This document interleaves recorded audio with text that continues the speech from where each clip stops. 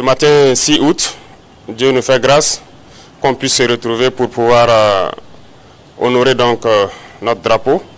Il y a 2 jours de cela, avant-hier, 4 août, nous célébrions donc l'anniversaire de l'avènement de la révolution du Burkina Faso, qui a vu donc naître la lutte pour notre indépendance réelle. Le 4 août 1984, le Nord-Burkina Faso est né avec le drapeau que nous venons de monter, les armoiries, l'hymne national, tout a été changé. C'était un espoir de pouvoir donc donner un souffle nouveau à notre pays. C'était bien sûr à la veille du 5 août qui consacre donc la proclamation de l'indépendance qui nous a été donnée donc en 1960. Alors je souhaite que nous puissions travailler et faire en sorte que l'année prochaine, à cette même célébration, que nous soyons en train de consolider l'indépendance réelle que nous sommes en train de nous battre aujourd'hui pour acquérir.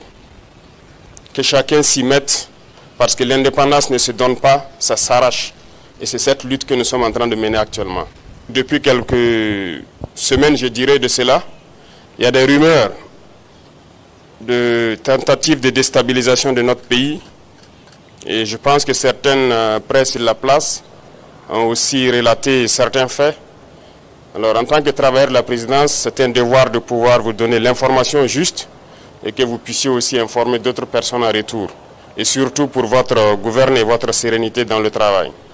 En effet, depuis très longtemps, nous suivons effectivement une cellule dans un pays voisin qui est dirigée par des services de renseignement occidentaux, dirigés principalement contre notre pays. Et les opérations devraient principalement commencer en fin mai. Ça devait consister donc à une guerre de communication intense contre notre pays, ce que vous avez suivi. En plus de cela, il devait y avoir donc une guerre informatique également. Nos systèmes informatiques devraient être attaqués pour créer un blackout. En plus de ça, il y a une guerre économique souple et passive, qui ne dit pas son nom, que nous avons aussi su contenir. Plusieurs projets d'attaque de points sensibles ont été planifiés. L'autre phase, c'était donc des assassinats ciblés qui ont été aussi planifiés. Et ensuite, les attaques de masse devraient avoir lieu donc au sein des FDS, mais surtout des attaques lâches qui devraient avoir lieu dans les villes et qui avaient pour cible principale donc les agents de la veille citoyenne que vous connaissez sous le nom de Waïa. Donc nous avons suivi effectivement le déroulement de leur plan et l'assaut final devrait donc avoir lieu à travers un recrutement, si je peux dire ainsi, d'agents à l'intérieur donc de nos rangs. Donc de la guerre de communication jusqu'à tout ce que j'ai cité, nous avons essayé de contenir la situation. Certaines personnes ont été arrêtées dans cette subversion.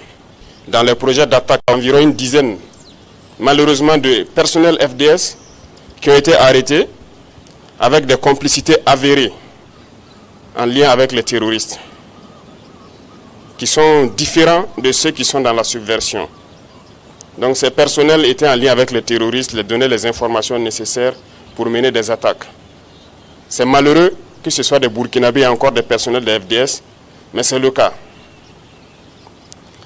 En plus de ça, certains médias aussi ont relaté le fait que certains éléments des BIR ont été contactés. C'est vrai. Vous savez que les BIR sont le fer de lance de la lutte que nous menons actuellement. Tous ceux qui ont été approchés nous ont rendu compte et nous suivons la situation. C'est malheureux de vouloir rester à l'extérieur et de manipuler des soldats à l'intérieur pour faire ce que vous voulez.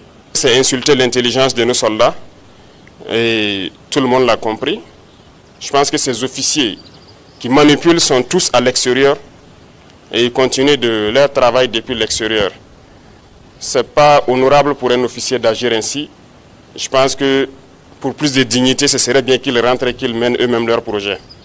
Et nous les attendons. C'est pour vous dire que nous suivons la situation et nous allons continuer de sévir et d'agir pour toujours maintenir le cap que nous avons donc pris, parce que c'est une lutte de longue haleine. Ce sont des événements qui ne vont pas manquer. Nous dérangeons beaucoup de gens, nous savons. L'indépendance, comme je vous l'ai dit, ça s'arrache. Donc, ces projets de déstabilisation vont toujours continuer à exister, mais nous nous battrons contre cela, parce que une révolution, ça se combat toujours. Mais une révolution aussi, il y a des gardiens qui maintiennent la révolution et vous en faites partie. Il y a des gens qui n'ont pas été arrêtés jusque-là, qui pensent avoir eu la chance. Non, ils n'ont pas de chance.